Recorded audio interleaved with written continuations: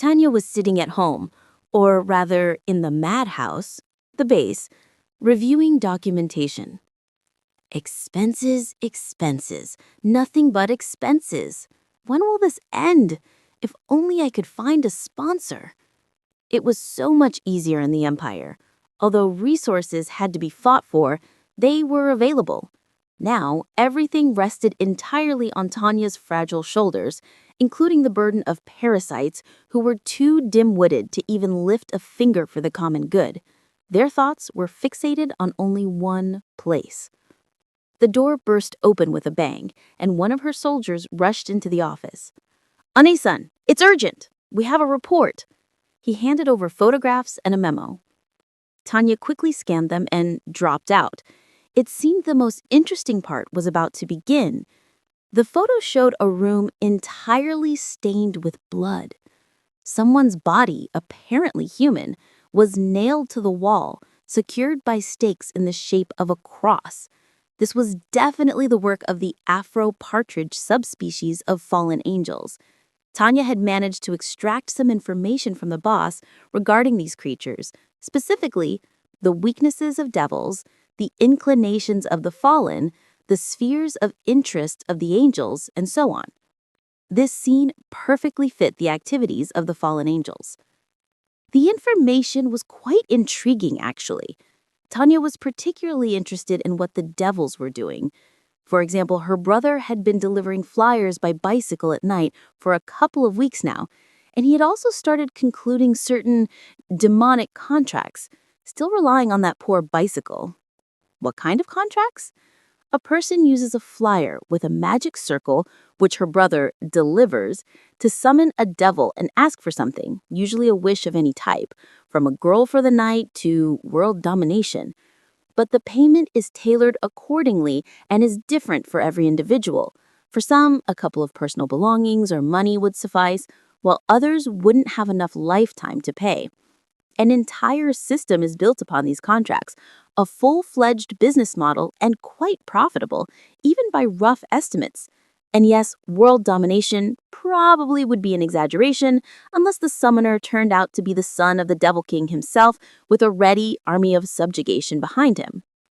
The boss of their clan was also fond of dabbling in this. Maybe next time I spot a mouse head in his bed, he'll face a new circle of disciplinary prevention hell. Cuckoo. That was a joke, of course. If it didn't interfere with business, it wasn't critical. The main thing is that he didn't blab too much, and the soldiers needed to relax too.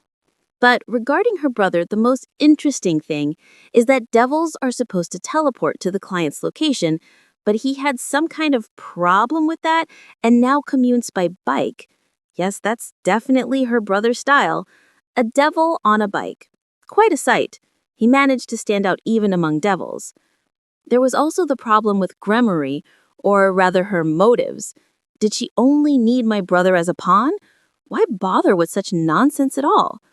However, if he was currently in their trainee stage, or something similar, then everything fell into place. As the saying goes, it's important to learn any profession right from the fundamentals. There's a hierarchy and order everywhere. Speaking of which, devils have their own interesting hierarchy. Each pure-blood devil has his own set of servants, if you will. The hierarchy is structured similarly to chess. There are pawns, a bishop, a rook, a knight, a queen, and of course, a king. Each pure-blood devil possesses a special set of artifacts, the evil pieces, which secure the status and grant new abilities. I didn't know which pervert invented such a system, but the abilities the chosen servants received were quite intriguing. The rook embodies strength and resilience, the knight, agility and speed, the bishop, magical energy, the queen, a combination of everything, a versatile piece, and the pawn would just be a pawn if not for the interesting ability to transform into any other piece at the king's will. My brother became a pawn. Each pure-blood devil gathers their personal entourage, finding suitable candidates among humans and other races, thus increasing their population. These pieces are so potent that they can even resurrect the dead if the death occurred recently. Now it was finally clear how my brother had reappeared fully alive and well. What can be said? Becoming such a servant is a tempting opportunity, especially considering the benefits of transforming into a devil. Few would refuse. Strength, longevity, stable social status, and if the master is lucky, even cooler bonuses. Hell, I certainly wouldn't mind it. But I knew that there was always a catch in such dealings, having already learned the hard way with being X and those like him, because masters, as they say, come in different flavors. By becoming a servant, you completely entrust yourself to another person. You renounce your own will and ambitions. You are only allowed what the master permits. Continuing to examine the photos, Tanya frowned. It had been a serious skirmish. The last time something similar happened was in an abandoned building. People reported a pile of corpses and the like, as well as the remnants of some kind of abomination. Just like that time. Tanya recalled the incident when they stumbled upon a stray devil in an abandoned warehouse. Yes, a stray. That was what the creature was, a reincarnated devil who, for one reason or another, betrays its master, becomes an outcast, a fugitive, who will be constantly hunted. The power of the evil piece in such an individual can spiral out of control, leading to significant personality changes and various mutations. A true horror. This is the risk of becoming a servant. You can pay dearly for free power. But this time the case concerned one of the incidents during my brother's mission. Something happened right inside the house where he went on call. Somehow he managed to run into the fallen partridges again. Well, he was certainly drawn to them. If only I knew what all the fuss was about. Is that all? Yes, Ani-san. We didn't dare break the barrier around the building. We would have easily given ourselves away, and when it disappeared, no one was in. Understood. No, you did the right thing. Just 2 observers could not have done much in such a situation. All right, time to move on to some more serious measures. In the morning, just as Tanya expected, her brother was alive and well, only subdued and pale, like a ghost. Something had happened, and she could guess what. Well, big brother, now that you've gotten involved in this world full of supernatural rubbish, this is the reality. On the way to school, he suddenly headed towards the park. Tanya didn't say a word and just followed him. What was the point of talking? Would it help him in any way? No. Tanya herself had gone through something similar when she first saw a real battlefield. Everyone must go through this. Now it was his turn. And if he wants to stay in this world for one reason or another, what to do next is entirely up to him. He walked towards the pull-up bars, climbed up, and began to pull himself up. Tanya's eyes nearly popped out of her head at the sight. Seriously? It's definitely going to snow tomorrow. He continued his efforts, but looking at his pathetic attempts, Tanya could only frown. No, this won't do. Who trains like this? Tanya found the suitable stick and approached him. She couldn't watch this clown show anymore. It was simply unthinkable. Her inner nature would not allow such neglect of the very foundations of combat training. She walked up and hit him on the back with the stick. A pitiful yelp was heard. Ow, Tanya, what are you doing? He turned his head to her. Shut up! Keep your back straight, lock your shoulders, don't relax completely. Pause for a second on the ascent, then lower yourself slowly and repeat. You're swinging like a scarecrow in the wind. Who does that? He almost fell off the bar. How do you know how to do that correctly? No talking in the ranks. Now do as I'm told. She gave him another poke on the backside. Don't stick your butt out and keep your back straight. Execute. Finally, he shut up and followed her instructions. They continued like this. Tanya was surprised, as he was in decent shape, whereas before, he struggled to do even a couple of pull-ups. Although, why be surprised? It was all due to the race change and the increase in the evolutionary index. His physical characteristics had improved significantly. But the technique? Tanya felt a strong urge to put him through an accelerated course of basic training to hammer the necessary fundamentals into that perverse little head of his. Suddenly, a familiar voice was heard nearby. Her brother almost fell off the bar. Tanya glanced towards the suicidal individual who dared to interrupt her training, but to her surprise, it was the familiar nun. Asia! Her brother exclaimed and rushed towards her. What are you doing here? She replied with something and lowered her gaze. Now, this is an interesting reaction. Tanya frowned. So her suspicions were correct, and this was all somehow connected to the nun. What happened there? Tanya ran up to her and grabbed her hands. Hello, long time no see. How are you? Are you all right? The nun looked back confused. Tanya! She nudged her brother in the side so he would start translating. He snapped out of his daze and finally engaged in the conversation. A little later, they were sitting in a cafe near the park.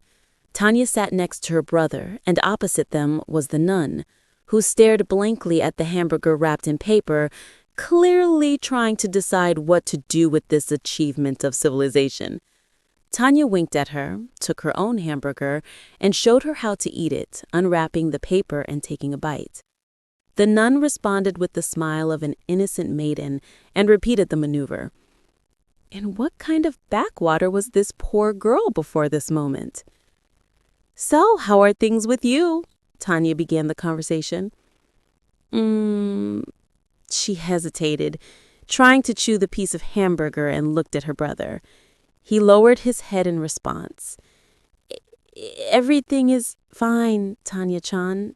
Thank you for your concern, she finished. It was obvious that things were far from rosy.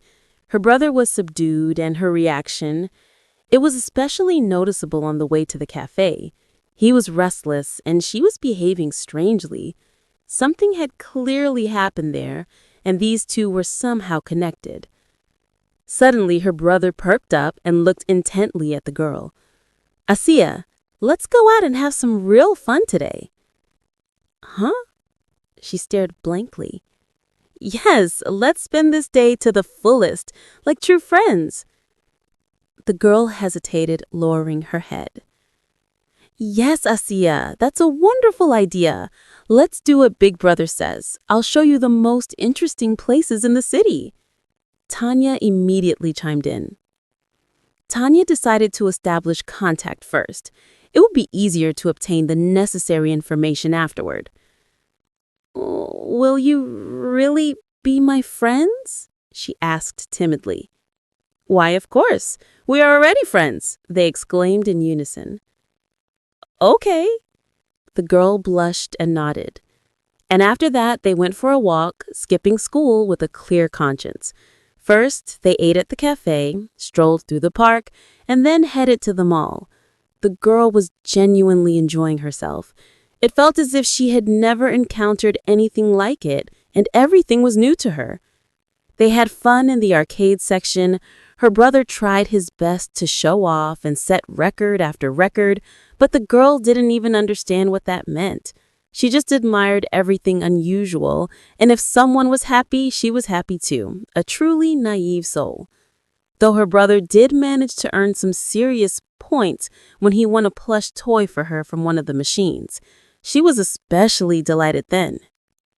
Tanya smirked to herself. Honestly, they were like children, both going to great lengths for such trivial things. Wait, they are children. A belated thought struck her. Tanya shook her head. She was starting to forget. This was her third life, after all. But never mind. It was just funny to watch how small things could lift their spirits to the heavens, and failures could send them into total depression. For Tanya, this was akin to a meaningless game. Now, if there was something worthwhile to fight for... Attention, everyone, attention! Come closer, please, participate. The live contest concert show is starting. A raffle for 100,000 yen. The person who can beat our contestant in the music game will receive the grand prize. Suddenly, a shout echoed through the hall. As soon as it reached her ears, Tanya instantly recognized the source. In the center, near the fountain. And Tanya heard the most important part, a prize of 100,000 yen. She grabbed her brother and the nun by the scruff of their necks and dragged them along. Less than a minute later, they were at the scene. A crowd had gathered around a small stage near the fountain. They were watching two people alternately sing and dance on the equipped mini dance floor. The floor of the dance stage consisted of a series of light sections which switched as the participant followed the rhythm of the music and danced. At the end, scores were tallied for both singing and dancing. The person with the highest score won. The host was some young man, about 18 years old. Tanya thought she had seen him. He'd been in a couple of commercials. A beginner. He was scoring quite well, close to 90 out of 100 for both song and dance. He easily defeated everyone who came up to try, which was not surprising. Even if the guy was a novice performer, he couldn't fail to beat amateurs. The last duel had just ended. And now, who's next? Who will be the next brave soul? Tanya told the other two to wait nearby. Then she slipped past the next participant in line and jumped onto the stage. The poor fellow didn't even have time to object. Tanya ran up to the host. Me, please can I try too? Wow, we have a quite young contestant. Why not? Music conquers all ages. All right then. The host explained the basic rules, and Tanya grasped the scoring principle. She stood in the corner of the stage next to the male performer. Finally, the host finished announcing the new round and called the contestant. Watch out, kid. This is an adult world, so no holding back. No offense, haha. He smirked and headed onto the stage. The guy stepped out, the music started, and he began to dance. 95 out of 100 song, 91 dance. A very good performance. Yes, amateurs were clearly no match for him. Tanya came out. The guy winked at her, continuing to smirk impudently. Obviously, he wasn't worried about the result at all. Tanya closed her eyes and began to tune into the wave. His result was good. She had to give it her all. And once she did, the prize was hers. Coo, coo, coo. Maybe this won't solve the money problems, but it's better than nothing. Even 100,000 yen isn't lying around on the street in the current situation. More accurately, it was lying around, and she was about to pick it up right now. The opportunity was falling into her hands. A lot depended on the song. She knew popular idol songs, but what exactly would she get? Attention! The judges have unanimously chosen a song for our little contestant. It's the single from the Magical Girl show, the mega popular Milky Spiral from Leviathan production. All right, here we go. Tanya didn't know whether to cry or laugh. This single appeared in the show precisely with her debut. Of course she knew it. She had performed it herself. Well then.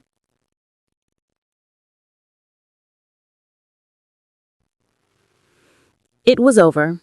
Her winning pose from Milky Spiral and the last notes of the music concluded the performance. Tanya felt great. She couldn't help but anticipate victory. She opened her eyes. Result? 100 out of 100 song, 100 out of 100 dance. A perfect score. Of course, it couldn't be any other way. How many times had she performed this single on stage during the show? But something felt strange. There was a complete silence all around. Did the audience not like it? That can't be. Her performance was perfect. But even the host was silent, as if speechless. Finally, the first voices broke the silence. Hey, isn't that Tata-chan by any chance? She's in casual clothes. I didn't recognize her right away, but it's definitely her. Idol Tanya-chan. Little Tanya is here? Such a performance. It can only be her. Little Tanya. Tata-chan. Whoa, whoa, whoa, whoa, whoa. Finally, the applause erupted. Tanya smiled modestly and turned to the organizers. The male performer stared at her with his jaw dropped. The host was confused. Tanya bowed to the audience and approached the host, looking him in the eyes. Obviously, she wanted her prize. He seemed lost and ran to the judges. They whispered, a commotion started. Someone ran off, phones started ringing, so much fuss. Tanya liked what was happening less and less. Moreover, the crowd outside showed no signs of calming down, continuing to shout encore and other nonsense, as if Tanya cared about perverts who were obsessed with Lolitas and magical girls. All she wanted was to quickly get the money and leave. Finally, the host ran back. He bent down and whispered to her, "I won't be mistaken if I say you are little Tanya, the professional idol?" "Yes, that's correct. Is there a problem?" He cleared his throat and looked at the crowd, some of whom were already trying to squeeze through the barrier. "The thing is, this is an amateur contest, but you are a professional." Tanya gritted her teeth. "That bastard! Are they trying to stiff her out of money? Cutting expenses? Bastards!"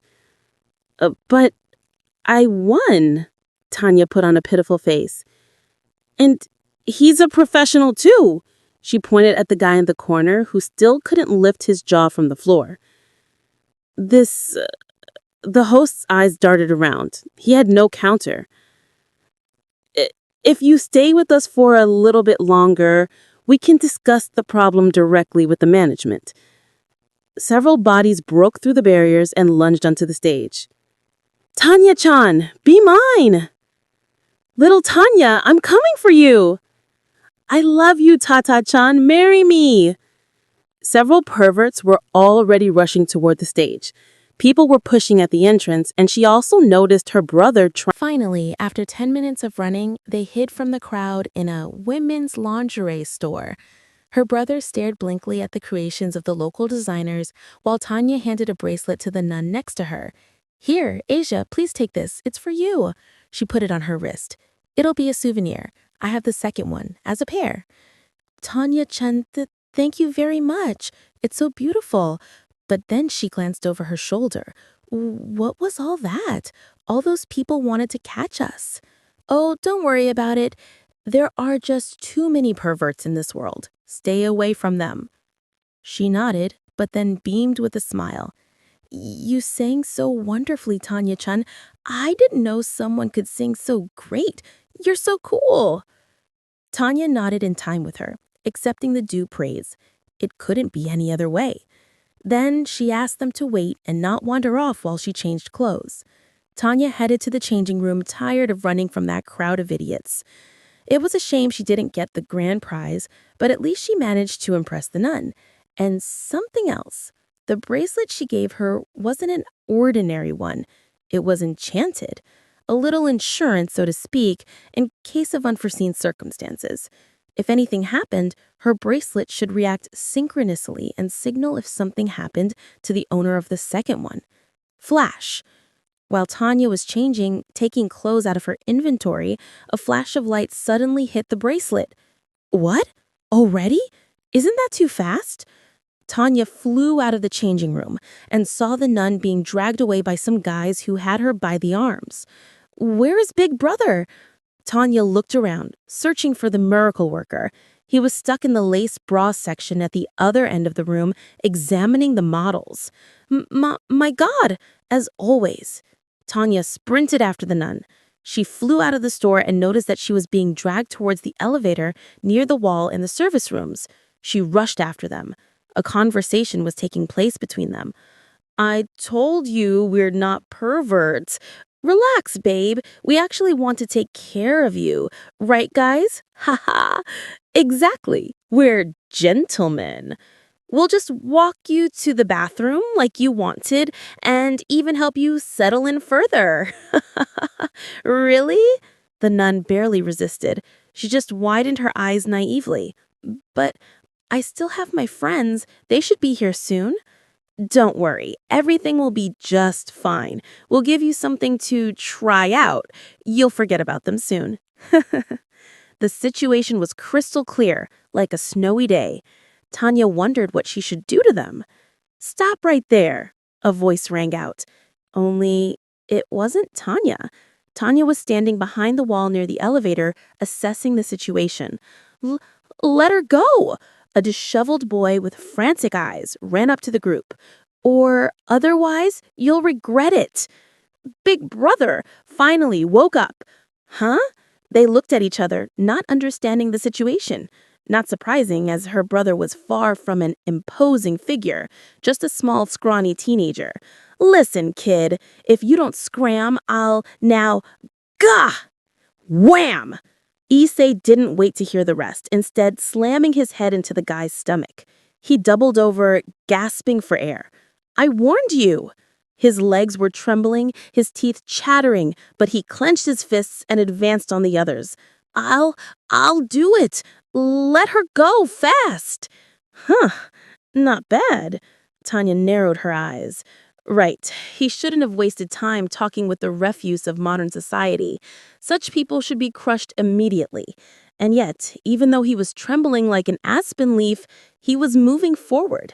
Commendable, considering he was just a humble high school student recently.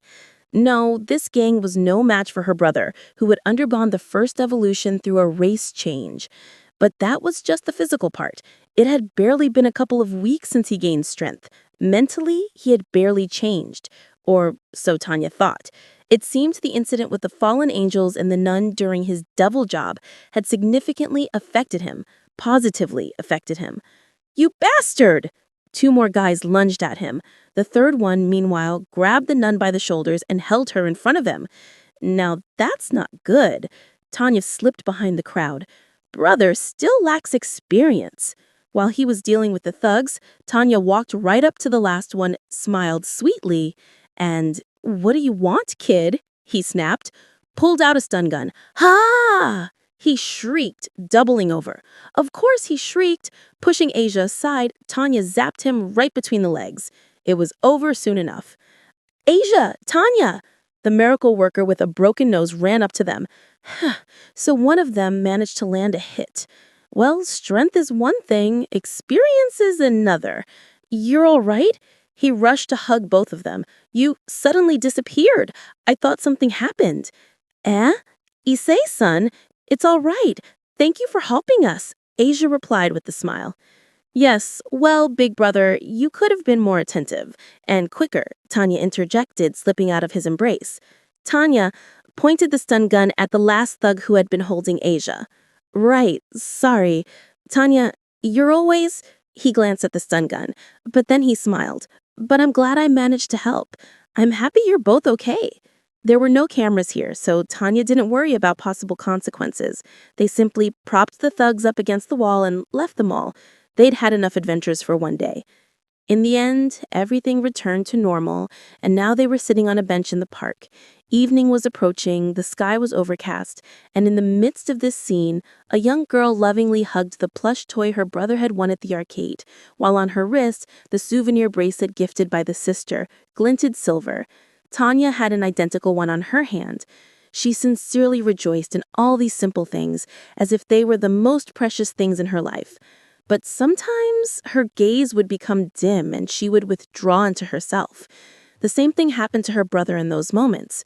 From their reactions in fragments, Tanya was able to more or less piece together the picture. As she suspected, the nun was connected to the Afro Partridge, and it just so happened that when her brother was carrying out Gremory's mission, they encountered each other in the very house where the skirmish took place. After the ruckus, they parted ways. Tanya didn't know the details, but she could generally imagine the scene. The nun clearly had no idea what her so-called employers were up to, and what she saw must have shocked her.